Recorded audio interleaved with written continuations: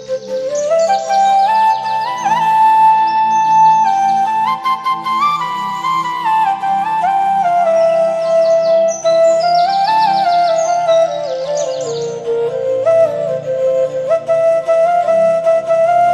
Evening বন্ধুরা, welcome back to my channel. আমার AB রান্নাবান্না ব্লগ চ্যানেলে তোমাদের সবাইকে স্বাগত।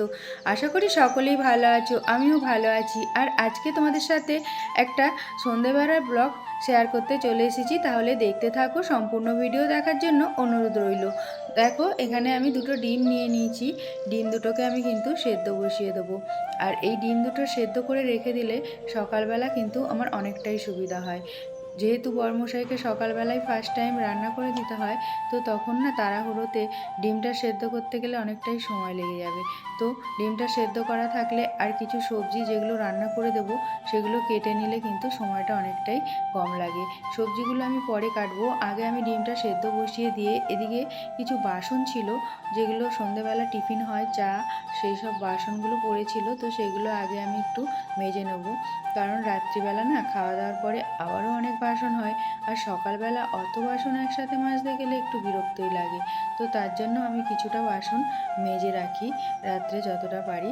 তো তারপরে আমি কিন্তু সব কাজকর্ম গুছিয়ে নিই, একে একে সব রকম কাজ গুছিয়ে নিলে সকালবেলা আমার যদি একদিন দেরিও হয়ে যায় উঠতে, তো আমার কিন্তু একটু কোনো অসুবিধা অতটা হয় না। কাজটা যেহেতু অনেকটাই গুছানো থাকে, আর সকালবেলা ঘুম থেকে উঠে কি করব না করব যেন তাড়াহুড়োতে না একদমই কিছু মাথায় থাকে না। তখন সকালবেলা উঠে তো আমি আগে ফ্রিজে যেগুলো থাকে সেগুলো বার করে দিই, বার করে দিয়ে তারপরে কিন্তু আমি টয়লেটে যাই। তো তারপরে টয়লেট থেকে এসে বাসি জামা কাপড়গুলো ছেড়ে নিয়ে তারপরে কিন্তু বাসি কাজগুলো আগে একটু ছেড়ে নিই, যেমন ঘর ঝাড় দেওয়া, উঠোন ঝাড় দেওয়া, এগুলো।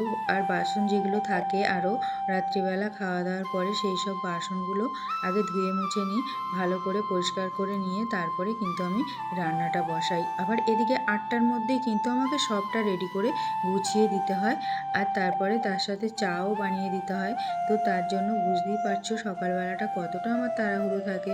তো তারপরে দেখো আমি বাসনগুলো ধুয়ে মেজে নিলাম তোমাদের সাথে গল্প করতে করতে, আর তারপরে কিন্তু বেসিনটাকেও আমি একবার ভালো করে মেজে ধুয়ে একদম পরিষ্কার করে নিলাম। বাসনটা ধোয়ার পরে বেসিনটা একবার মেজে নিলে বেসিনটাও কিন্তু দেখতে অনেকটাই সুন্দর লাগে।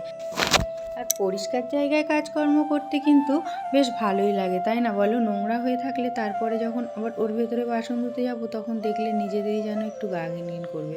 তো তারপরে আমি বেসিনটা ধুয়ে নেওয়ার পরে এখানে সবজিগুলো নিয়ে বসে পড়েছি। আর আজকে আমি দেখো এখানে কেটে নেবো কচু আর আলু, কারণ সকালবেলা কচু আলু দিয়েই তরকারি একটা বানাবো, আর তার সাথে ডিমের ঝালটাও বানিয়ে দেবো। কচুগুলো দেখো কতটা সুন্দর বড় বড়, একদম ফ্রেশ কচু, কিন্তু এগুলো কিন্তু জমি থেকে একজন দিয়ে গেছে খাওয়ার জন্য এই কচুগুলো। তো এগুলো বাজারের কেনা কচু না, যেহেতু সবজি একদম দেখবে যখন টাটকা হয় না, একদম জমি থেকে তোলা, সেই সবজিটা কিন্তু দেখতেও যতটা সুন্দর লাগে খেতেও কিন্তু ততটাই ভালো লাগে। দেখো এই কচুগুলো আমি ভালো করে এই জন্য ছাড়িয়ে নিচ্ছি, আর এতটা হাত স্লিপ কাটছে বারবার, বুঝতেই পারছো তোমরা দেখে। কচু এমনিতেই কাটতে গেলে একটু হ্যাড় করে না, আর তার জন্য কিন্তু হাত কেটে যাওয়ার ভয় থাকে। আমার কিন্তু একটু ভয়ই লাগে কচু কাটার সময়। আমি একটু সাবধানেই কাটছি, তাও মাঝে মাঝে পড়ে যাচ্ছে হাত থেকে। তো আমি দেখো এখানে সব কচুগুলো কাটবো না, যতগুলো দেবার আর কি তরকারিতে তেমন কেটে নেবো কিছু। আর তারপরে আমি এই কচুর মধ্যে কিন্তু আলুও দেবো একটা। এই দেখো কত বড় কচুটা, দেখো তোমাদের দেখালাম, বুঝতেই পারছো দেখে ছবিতে। আর তারপরে এই দেখো আমি এখানে কচুগুলোকে কেটে নেবার পরে তারপরে কিন্তু এদিকে আনাজ কাটতে কাটতে আমার বরমশাই এলো, বরমশাইয়ের সাথে একটু কথাও বলে নিলাম, যেহেতু ভিডিওটা বানাচ্ছি বলে সে এসে উনি দেখে হাসছে। তো তার জন্য আমি এখানে একটু তার সাথেও কথাটা বলে নিলাম। আর এইদিকে দেখো আমার আনাজটাও কাটা হয়ে গেল, আলুটা কেটে নিলাম। আর এখানে আমি একটা আলুও কেটে নেবো, এই যে নিয়ে নিয়েছি আলু। তো তারপরে আনাজ কাটা হয়ে গেলে আমি এগুলোকে কী করি বলো তো, এগুলোকে ফ্রিজে ভরে রাখি, যেহেতু ভালো করে কিন্তু ধুয়ে নিই, ভালো করে সব একদম যেমন ধোয়ার পরিষ্কার করে দুবার করে ধুয়ে নিই সব সবজি। ধুয়ে নিয়ে তারপরে কিন্তু আমি যে কন্টেনারগুলো আছে সেই কন্টেনারের মধ্যে ভরে রাখি। আনাজের খোলাগুলো রাত্রিবেলা আমি আর বাইরে ফেলবো না, এখানেই রেখে দিলাম মুড়ে ভালো। এগুলো কিন্তু আমি প্লাস্টিকটা মুড়ে ভালো করে এইভাবে রেখে দিলাম, কারণ আমি ছোটোবেলা থেকেই শুনে আসছি আনাজের খোলা না ছড়িয়ে ছিটে রান্নাঘরের মধ্যে রাখতে নেই, তাহলে নাকি বাড়িতে ঝগড়াঝাটি হয়। জানি না এটা সত্যি কিনা, কিন্তু আমি দেখেছি সত্যিই কিন্তু হয়, পরখ করে আমি দেখেছি অনেকবারই খেয়াল রেখে। তো তারপরে তোমরা বলো তোমাদের কি মনে হয়, আমার কিন্তু মনে হয় এটা সত্যি কথাই।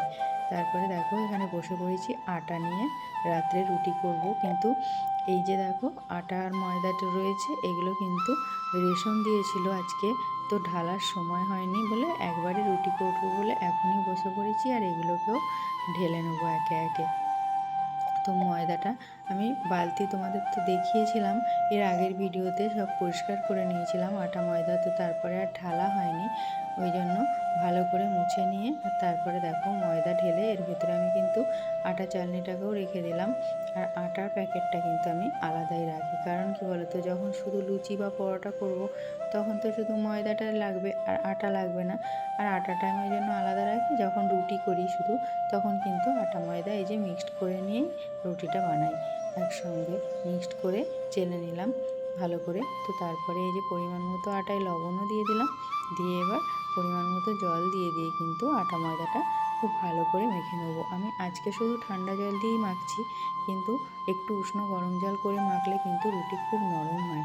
আমি মাঝে মাঝে মাখি ওইভাবে, তো আজকে আর ইচ্ছা করলো না গরম জলটা করতে, তো আজকে আমি শুধু দেখো ঠান্ডা নর্মাল জল দিয়েই মেখে নিলাম আটাটা। তো এতে রুটিটা একটু কি হয় শক্ত হয় হালকা, তো ওইভাবে রুটিটা করে দেখবে একটু গরম জল করে, কিন্তু একদম নরম তুলতুলে হয় রুটিগুলো। তো তারপরে আমি এখানে সব লেচিগুলো কেটে নেবার পরে আটা একটু মানে আটা নয় ময়দাটা পাশে চেলে নিলাম। বেলার সময় কিন্তু আমি শুধু ময়দাটা দিয়েই বেলি, তখন আর আটা ময়দা পাইলে দিই না। তো ময়দাটা চেলে নিয়ে এই যে রুটি আমি এখানে বেলে নিচ্ছি। আর আজকে কি হয়েছে দেখো, এদিকে আমার সবজি কাটতে মানে একটু দেরি হয়ে গেছিলো বলে, আর ছেলে এসে পড়ে এত তাড়াহুড়ো দিচ্ছে, তো তার জন্য আমি দুটো রুটি বেলে নেবো। সে দুটো রুটি বেলে নিয়ে তাকে আগে ছেলেকে দিয়ে খেতে, তারপরে কিন্তু আমি বাকি রুটিগুলো পরে ভাজবো। এত তাড়াহুড়ো করছে, ওর জোর খিদে পেয়ে গেছে। কিন্তু যেদিন রুটি করে রাখবো সেদিন কিন্তু খিদে পায় না, সেদিন দেখবে খাবার কিন্তু পড়ে থাকবে কত রাত অবধি।